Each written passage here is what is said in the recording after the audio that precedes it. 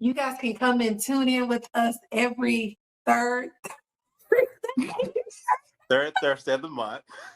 Look, I was supposed to remind you of my bad. I forgot. Right. I forgot to tell you that you was doing this part. It's the third Thursday, right? Third Thursday instead. I was about to say the first Thursday.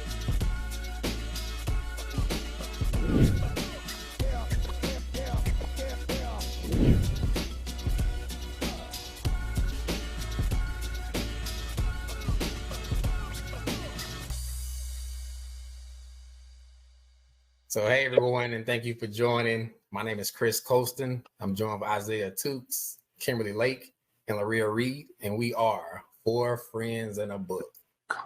So, Four Friends in a Book is our monthly podcast series where we have a discussion centered around a book that we're reading together, and we discuss any current or relevant topics that may or may not relate to that book. So, somewhat of a book review and just table talk amongst friends. So, first and foremost, if you haven't already, please like, share, subscribe.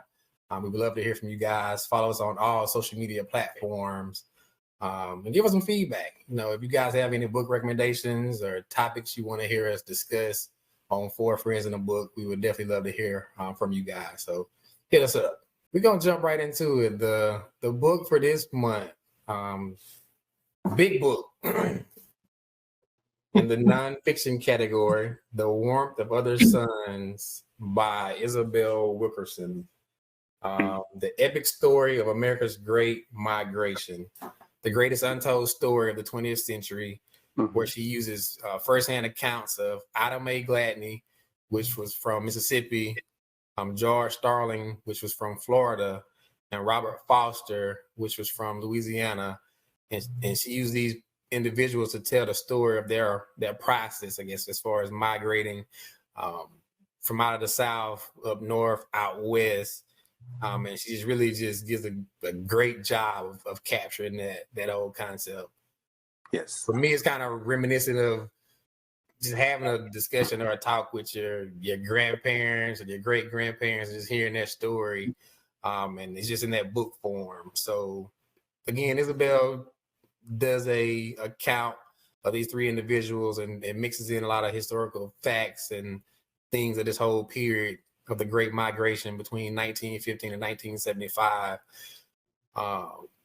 What characters or who was your, I guess, the character that she utilized, which one stood out to you the most, I guess, throughout this book? Okay. Well, of course, my favorite character was Robert Joseph Pershing Foster. He was most memorable to me. And he was the son of a high school principal and a teacher, the youngest of four siblings. Robert, he got his first start because his oldest brother, Madison, was a doctor already. So Robert came from, esteemed background. So they wanted to instill a lot in him so that when he was able to enter and matriculate to Morehouse College. And in Atlanta is where he actually met his wife, Alice. And, Alice was the daughter of Atlanta University president already. So him and his wife, they actually ended up getting married. So they actually moved to Tennessee. And that's what actually Robert went to medical school. He went to Meharry Medical College. And I say all that to just say this. Even with Robert's, all his connection that he's had, he was actually still subjected to Jim Crow and the laws that followed him through every state that he went through.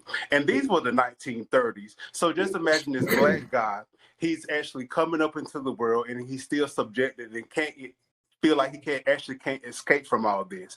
Robert's earlier years as a surgeon, all he could do was basically, do urine samples and actually take blood pressure. Robert even went to the U.S. Army and, his superiors wouldn't even allow him to actually see and visit white patients. They discredit his abilities, as a surgeon. And, from where he started to where he ended and he matriculated through, the progress of being one of the top surgeons of the United States, that was most memorable to me. And that's why, I felt that I connected with him as, one of the good characters in the book. Yeah, that's good. Yeah, Robert, again, starts out in Monroe, Louisiana. And as Isaiah mentioned, he takes this journey, going to college in Atlanta, going to medical school, joining the the Army, being deployed, going overseas, and still having these hardships as far as trying to progress within his career, and finally deciding to take his talents out west and move to California, only to get out there and face additional hardships. So good account of that. Maria, I'm coming to you next. Who was your most memorable character within this book?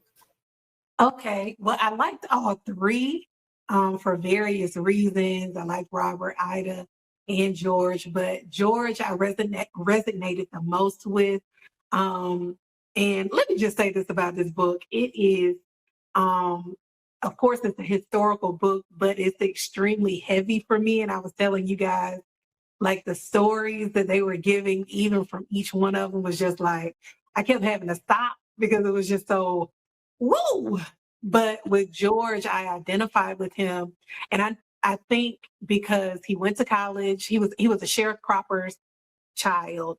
And then his father was able to send him to Florida A&M during that time. And that was kind of like, that. I mean, you think of first generation going to college as being a big deal, but that was a huge deal to send your child in, because that was labor, that was money that you could be having helping you, and the money that you were using to send your child to school.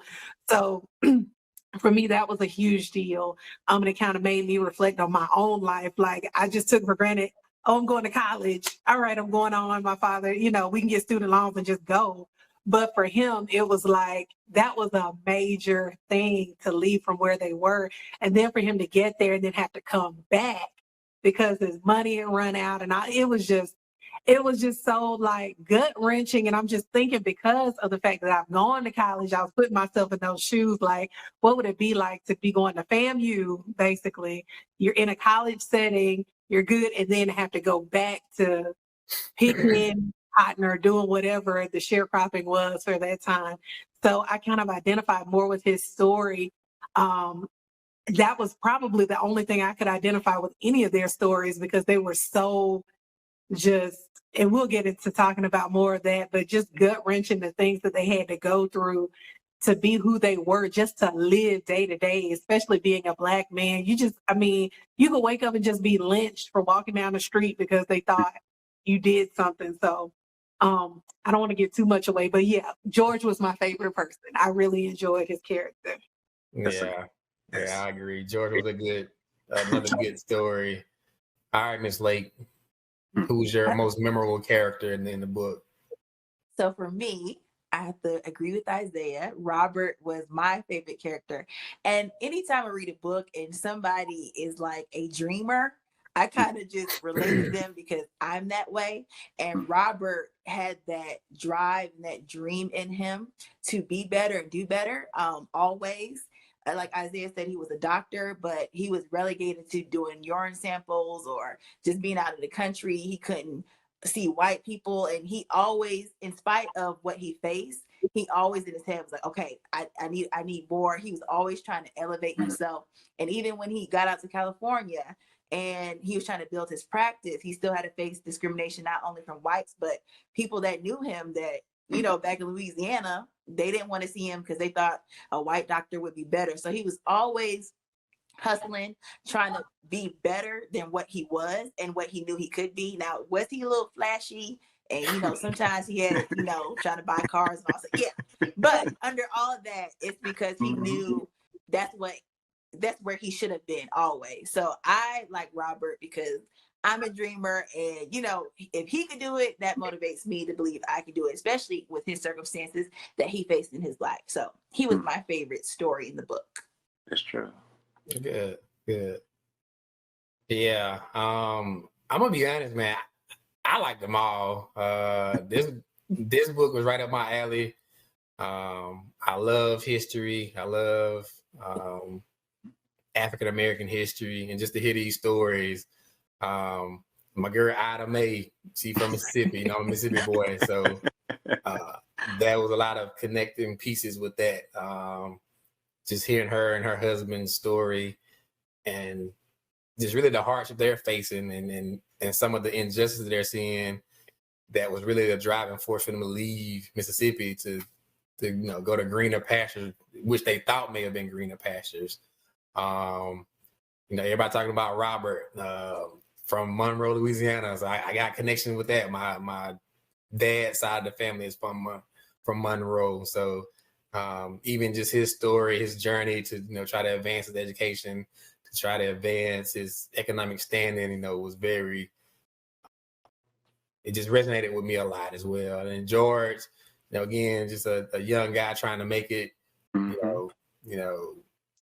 Being known as professor, just a smart guy trying to get an education, but really just having the hardships of having to, I guess, being forced to kind of work and give up on that dream that he had, but still pushing to make through and make the best of even those guys picking oranges and fruits and other things to try to make the best of that situation. So so I just talked about our favorite characters, but even reading the book, and again, Isabel, she takes you on this journey of these three individuals and their migration from the South to whether they're going up north or out west, and that whole, I guess, story and some things you may have known about historically as well.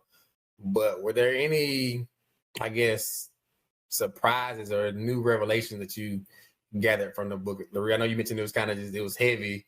But were there any new revelations or any surprises that you may have not have been aware of prior to reading the book?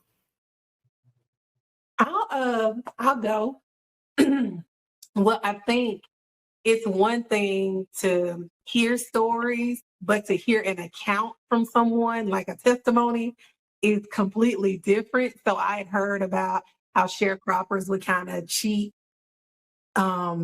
former slaves out of their money and all that. But to hear you put in all of this money and then you get to the end of the crop or whatnot, and then they say, "Oh, we're even now." So you basically just work their land for free. It's just mind-boggling the things that they had to go through with just. I mean, it was. I can't remember which one it was because it was so many stories to me where one of them had to run back in the house, or so I can't remember if it was a story when they were younger or not.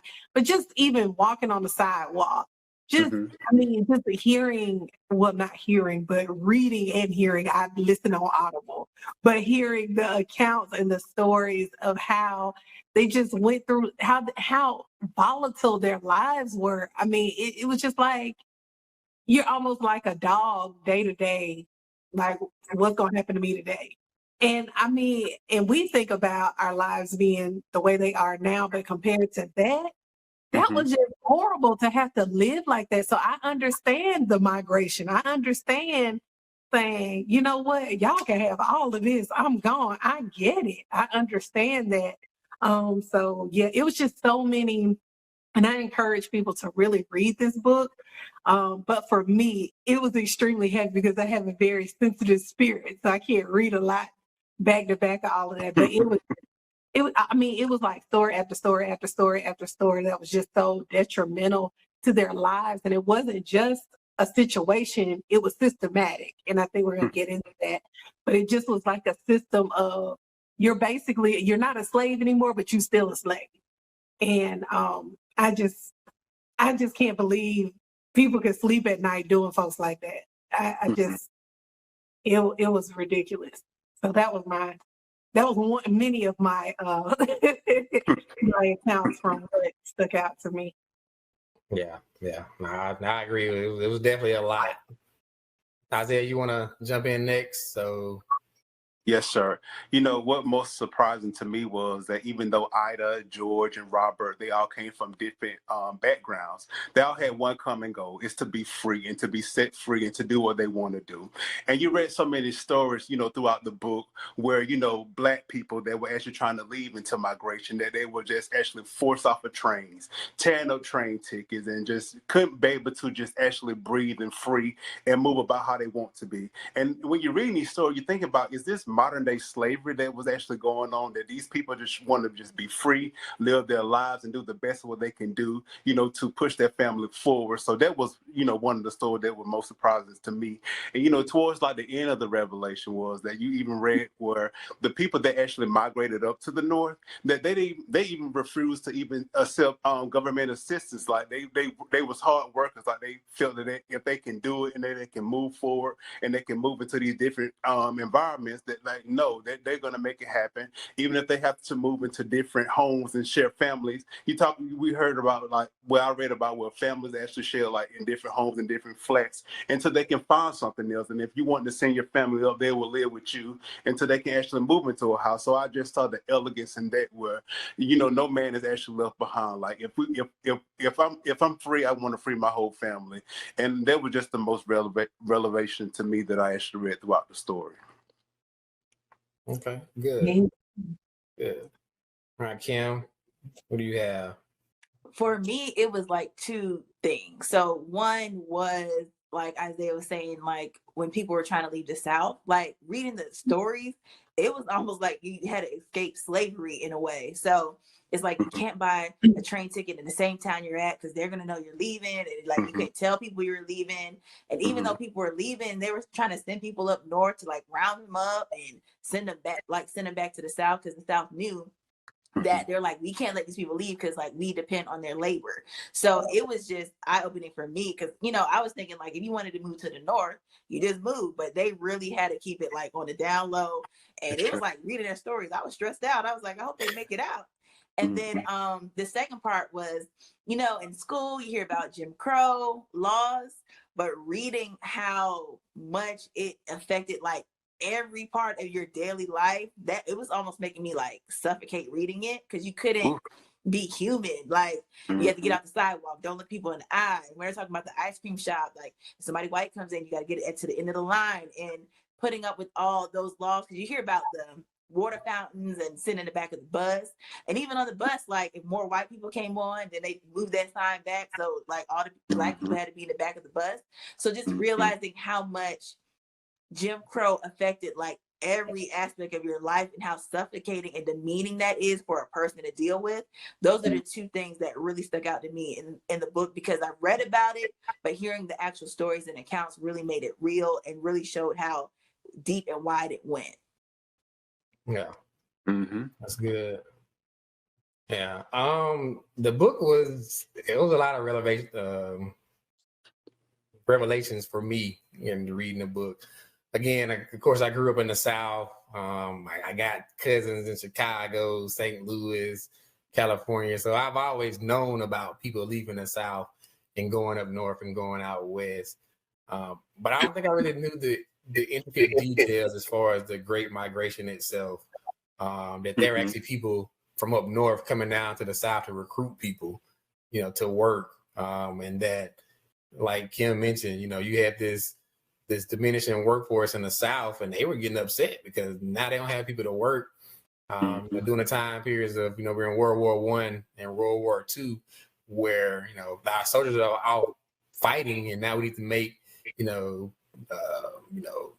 machines and weapons and other things to support that effort. And so there was a new, I guess, influx of Black workers from the South now getting these, industrial jobs and being able to work in these areas that are outside of, the fields that they may have been working in the South, and people actually coming down to recruit them and pay for that. But even hearing the great extent that people had to go through to get there. I mean, shipping themselves in boxes, hiding coffins, like you guys mentioned, just to sneak away, because it was, it was such a troubling time and a period where you didn't really have complete control over your life. And again, I've talked to my parents, grandparents. I've heard some of these stories, but it's just, it was a lot to kind of even read it in this form, and to kind of see some of those details, even when people actually made it to the North and then facing new issues or different, I guess, set of problems and injustices. So it wasn't at the north and or moving out west, which is your this grand escape. It's just now you had different problems or new problems in those areas. So it was a lot of good information. And again, Isabel does a great job. She even covers areas outside of the book itself. She referenced my hometown a few times.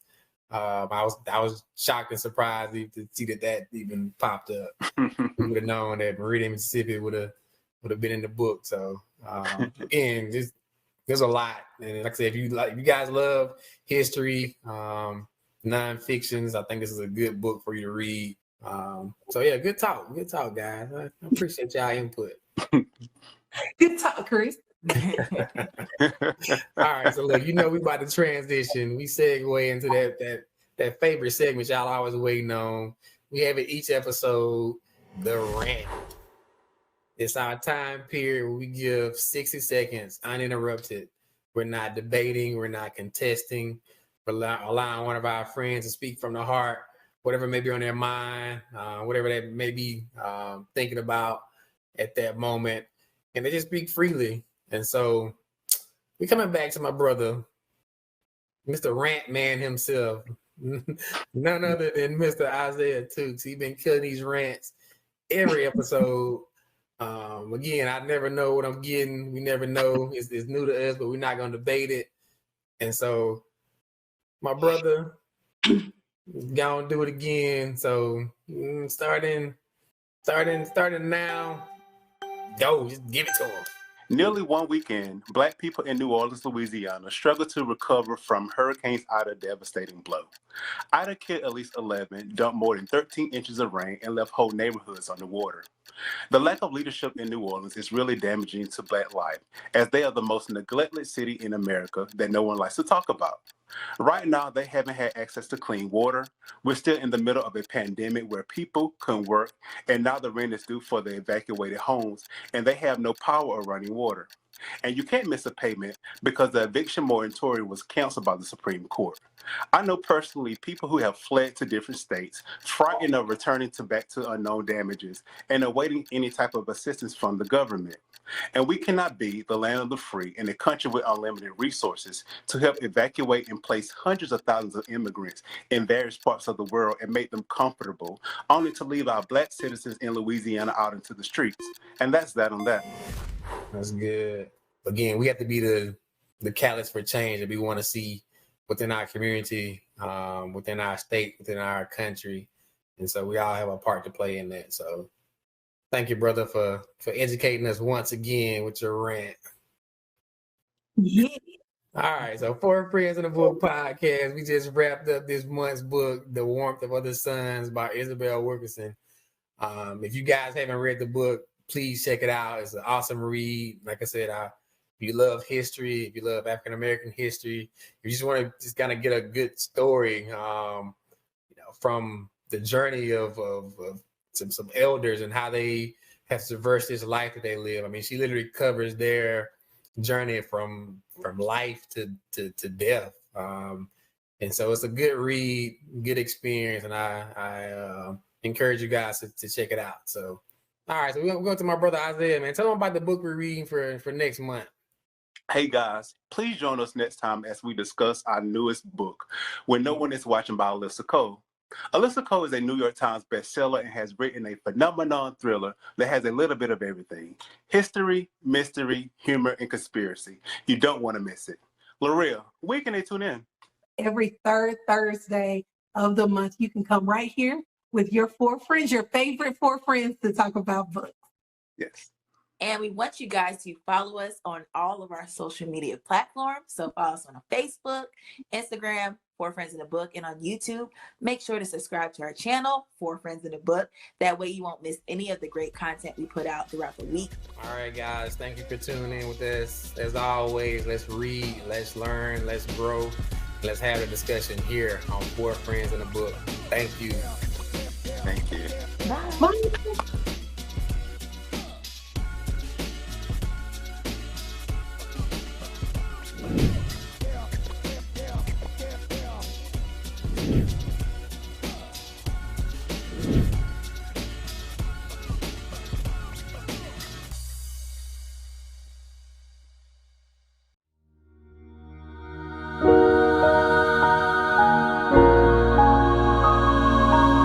Bye.